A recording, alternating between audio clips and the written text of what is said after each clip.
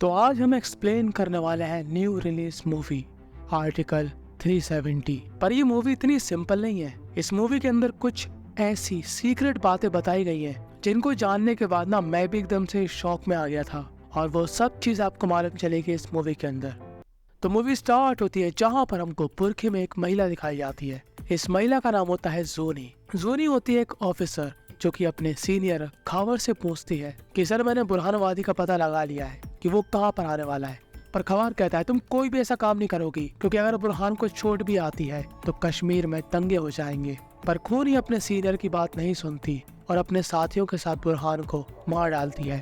अब जो बुरहान के मालिक थे, यानी कि जो बुरहान को पैसे दिया करते थे, उससे गलत काम करवाया करते थे, लोगों को भड़काया करते थे, वो लोग बुरहान की मौत को काफी अच्छी तरीके से इस्तेमाल करते हैं। वो बुरहान को एक गरीब मास्टर का लड़का बताकर सिंपैथी के नाम पर कश्मीरियों को भड़काते हैं। अब सीन शिफ्ट होता है जहाँ पर हमको जूनी दिखाई जाती है। तो जूनी के सीनियर ऑफिसर उसको काफी डांटते हैं कि तुम्हारी वजह से कश्मीर में दंगे भड़क चुके हैं। बुरहान को मारना एक काफी गलत फैसला था, तुमने अपने सीनियर्स के ऑर्डर नहीं सुने, इसलिए तुमको अब सस्पेंड किया जाता है। ये सस्पेंड करने वाला आदमी होता है खबार। और जोनी यहाँ पर काफी दुखी होती है कि एक तो उसने इतना अच्छा काम किया और उसको वाह वाह की जगह सस्पेंड किया जा रहा है। सस्पेंड नहीं, जोनी को ट्रांसफर किया जाता है दिल्ली। और ये जो आदमी देख रहे हो ये एक आर्मी ऑफिसर होता है जिसका नाम होता है चौहान। तो चौहान और जोनी काइंड ऑफ एक दूसरे को पसंद करते हैं। अब इसके बाद हमको सीन दिखाया जाता है दिल्ली का, जहाँ पर हमको ये महिला दिखाई जाती है। ये महिला का नाम इसमें है बिंद्रा, पर असलियत में इसका नाम है स्मृति ईरानी। जी हाँ, स्मृति ईरानी, आप जिनको जानते ही होंगे। उनका रोल इस मूवी के अंदर इन मैडम जी ने निभाया है, जिनका नाम है बिंद्रा, जो कि यहाँ पर एक रिपोर्टर से बात कर रही होती है। और ये रिपोर्टर कौन होती है? बरखा दत्त। तो मिनिस्टर साहिबा को मालूम है कि कश्मीर के अंदर दंगे भड़क चुके हैं जब से बुरहान की मौत हुई है, इसलिए मिनिस्टर जी ने यह फैसला किया है कि एनआईए को कश्मीर के अंदर भेजा जाए, क्योंकि कश्मीर की सरकार कुछ खास नहीं कर पा रही, वो ना दंगे रोक पा रही है, ना ही वो लोगों को समझा पा रही है। इसलिए मिनिस्टर ने यह फैसला किया है कि अब वो अपने हिसाब से वहाँ के कंडीशन को हैंडल करेंगी। एनआईए का फुल फॉर्म होता है नेशनल इन्वेस्टिगेशन एजेंसी। और मिनिस्टर आज ये फाइल देखते हैं कि बुरहान को आखिर मारने के पीछे किसका हाथ था, जो कि थी जोनी। तो जैसे ही ये बात कश्मीर की गवर्नमेंट को मालूम चलती है कि कश्मीर में इंटरफेयर इंडिया की गवर्नमेंट कर रही है, तो मिनिस्टर से मिलने आती है कश्मीर की चीफ मिनिस्टर। अब इस मूवी के अंदर इन मैडम जी का नाम कुछ और है, पर मैं आपको बताना चाहता हूँ कि असलियत में ये जो कैरेक्टर है, ये कैरेक्टर है महबूबा मुफ्ती का। तभी यहाँ पर एक और आदमी आता है। ये आदमी भी कश्मीरी है, जो कि महबूबा मुफ्ती से हार गया था, पर है तो वो भी कश्मीरी। इनका नाम होता है कुरैशी। अब इनको भी मैं जानता हूँ कि ये कैरेक्टर असलियत में कौन है। और कुरैशी जी जोनी को जानते हैं। वो कहते हैं कि तुम्हारे पापा तो सिक्योरिटी एजेंसी में थे, मैंने सुना है कि उन्होंने आत्महत्या कर ली थी। और इस बात को सुनकर जोनी को काफी बुरा लगता है, क्योंकि जोनी के पिता ने आत्महत्या नहीं करी थी, उसके पीछे किसी और का हाथ था, जो कि हमको मालूम चलेगा आगे। तो जोनी यहाँ पर इस आदमी के साथ है क्योंकि जोनी का काम है इस आदमी को सिक्योरिटी देना, क्योंकि ये आदमी इस समय दिल्ली में है। पर जोनी इन लोगों की तरह बिल्कुल भी नहीं है, और ये बात मिनिस्टर जानती है।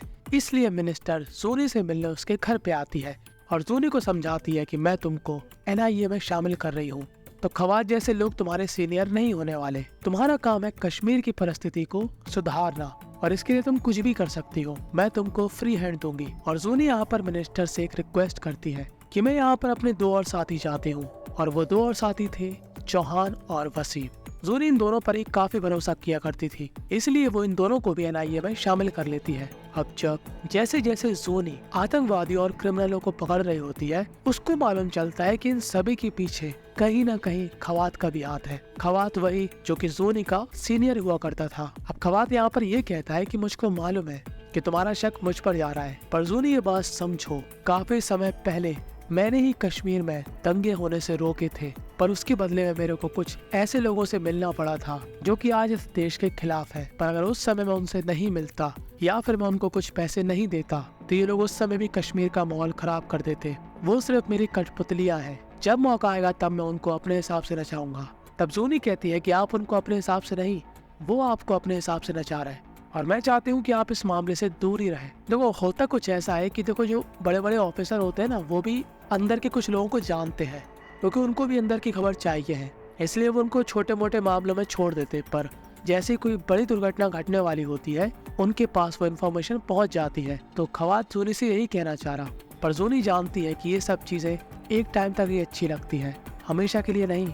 और अब जूनी एक और आदमी को पकड़ लेती है जिसका दंगे भड़काने में हाथ था कि तभी ये आदमी जहाँ पर रहा करता था उस गांव के सभी लोग यहाँ पर इकट्ठा हो जाते हैं और हाथ में पत्थर और पेट्रोल बम लेकर आर्मी पर हमला कर देते हैं। इस आदमी का नाम होता है अब्दाली। तो अब चौहान यहाँ पर अब्दाली को गाड़ी के सामने बांधकर इन सभी गांव वालों के सामने से ले जाता है और ये गांव वाले आर्मी का कुछ भी नहीं उखाड़ पाते। और जब आदिल को अंदर बंद कर दिया जाता है तब यहाँ पर आदिल के ही गांव का सरपंच चौहान और जूनी से मिलने आता है। तो इस गांव का सरपंच ये कहता है कि मैं आपसे माफी मांगता हूँ जो भी मेरे गांव वालों ने किया, पर हर कोई वैसा नहीं है। कई नई उम्र के बच्चे जो कि पैसे के लिए या फिर ऐसे जहर उगलने वाले आदमियों के बहकावे में आकर पथराव करते हैं, दंगे करते हैं, जाम लगाते हैं। और ये इनको इसलिए करना पड़ता है क्योंकि जो कश्मीर की गवर्नमेंट है वो हम लोगों के ऊपर प्रेशर बनाती है। अगर हमारे गांव के लोग ऐसा नहीं करेंगे तो जो कश्मीर की गवर्नमेंट है वो हमको राशन पानी या व्यवस्था नहीं देगी। और कश्मीर में गवर्नमेंट किसकी है इस समय?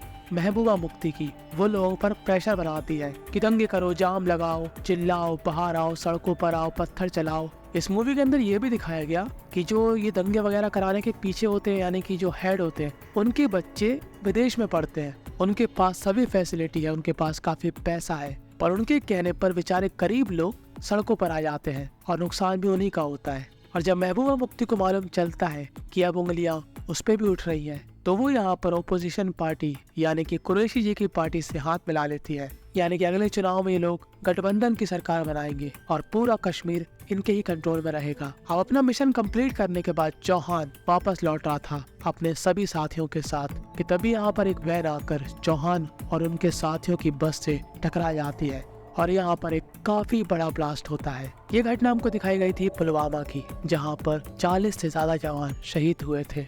अब ये घटना तो काफी बड़ी थी कि साथ ही साथ प्राइम मिनिस्टर के दिमाग में काफी बड़ी बात चल रही थी जो कि थी आर्टिकल 370 को हटाना, जिसका अंदाजा जोनी को हो गया था। फिलहाल जोनी यहाँ पर पहुंच जाती है याकूब को पकड़ने जो कि इन सभी कांडों के पीछे था। और जैसे ही जोनी यहाँ पर इसकी कमर कसती है याकूब यहाँ पर सारी सच्चाई बक देता है। वो कहता है कि पूरा काम करवाने वाला जाकिर नायक था। वो ISI से डायरेक्ट बात करता है। जैश-ए मोहम्मद का पूरा नेटवर्क उसी ने खड़ा करवाया और जो आर्मी की गाड़ी से टकराया है वो एक 20 साल का लड़का था जो कि अभी कुछ समय पहले पथराव में पकड़ा गया था, पर उसको तुम्हारे ही एक आदमी ने छुड़वा दिया था।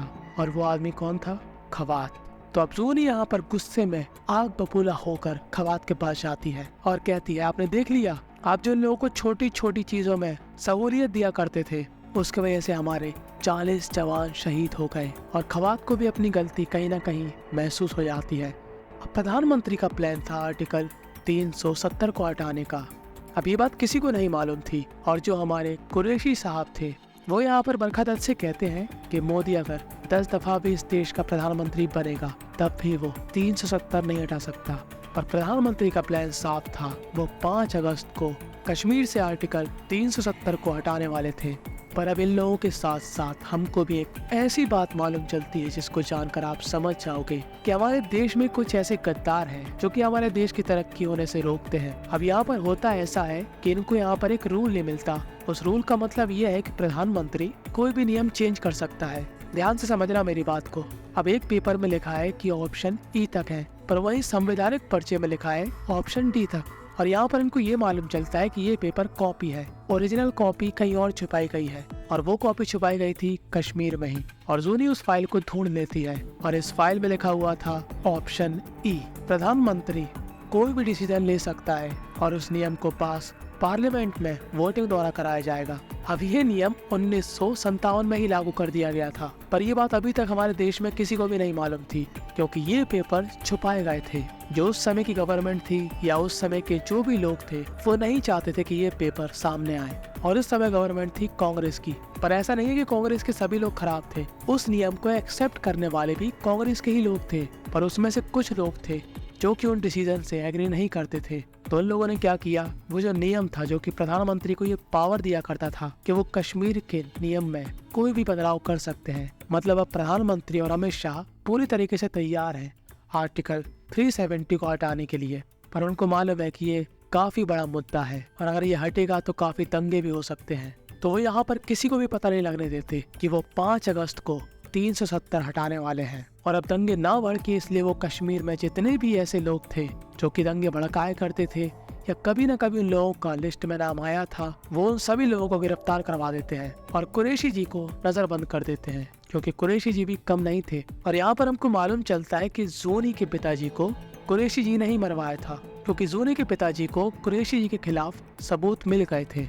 और आज वो दिन था जब अमित शाह के पैर पार्लियामेंट की तरफ बढ़ते हैं, जहां पर अमित शाह 370 को कश्मीर से हटाने की बात कहते हैं, जहां पर काफी अल्लाह गुल्ला होता है कि आप ये कैसे कर सकते हैं, आपको ये किसने अधिकार दिया। कि तभी अमित शाह यहाँ पर सभी लोगों को काफी अच्छी तरीके से समझाते हैं कि कैसे कुछ लोगों ने नियम को छुपाया था जो कि काफी पहले बना दिए गए थे। अब ऐसा नहीं है कि अमित शाह अकेले ही इस नियम को पास कर देंगे। यहाँ पर बाकायदा वोटिंग होती है कि कौन लोग इसके साथ हैं, कौन लोग इसके साथ नहीं है, या कौन वो लोग हैं जो कि कुछ भी नहीं बोलना चाहते। और यहाँ पर सबके समझौते के साथ ही आर्टिकल 370 को कश्मीर से हटाया जाता है। ओपोजिशन के भी लोगों ने यहाँ पर साथ दिया था।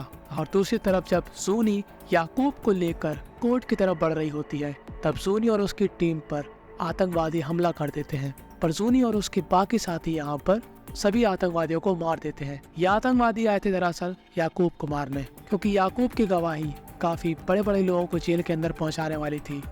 तो देखो 370 का नुकसान ये था, कश्मीर के पॉलिटिशियन ने कश्मीर के जो लोग हैं उनको आर्टिकल 370 से रिलीजियस बेस पर जोड़ दिया था कि अगर आर्टिकल 370 गया तो तुम लोग नमाज नहीं पढ़ पाओगे, तुम्हारी औरत और बेटियों को लोग उठा कर ले जाएंगे, तुम्हारे साथ बदसलूकी होगी वगैरह वगैरह। खैर आर्टिकल 370 के हटने के बाद अब स्टेट की गवर्नमेंट पूरी तरीके से कश्मीर के डेवलपमेंट में पूरा योगदान दे रही है। और इंडिया के साइड जो कश्मीर है वहाँ के लोग काफी खुश हैं। और अगर आपको इस बात पे यकीन नहीं होता तो आप कश्मीरियों का इंटरव्यू देख सकते हैं कि पहले उनकी स्थिति क्या थी और आज उनकी स्थिति क्या है। और पाकिस्तान की भी आम जनता यही चाहती है कि जो पाकिस्तान के साइड वाला कश्मीर है वहाँ पर तरक्की हो।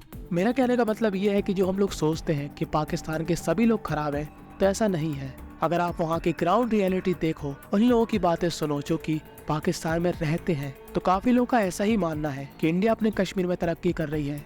तो ऐसे ही डेवलपमेंट हमको हमारे पाकिस्तान के कश्मीर में भी कराना चाहिए। और अगर कोई भी इंसान पाकिस्तान से ये वीडियो देख रहा है तो वह इस मूवी को लेकर और कश्मीर को लेकर प्लीज अपने थॉट्स सबको बताए।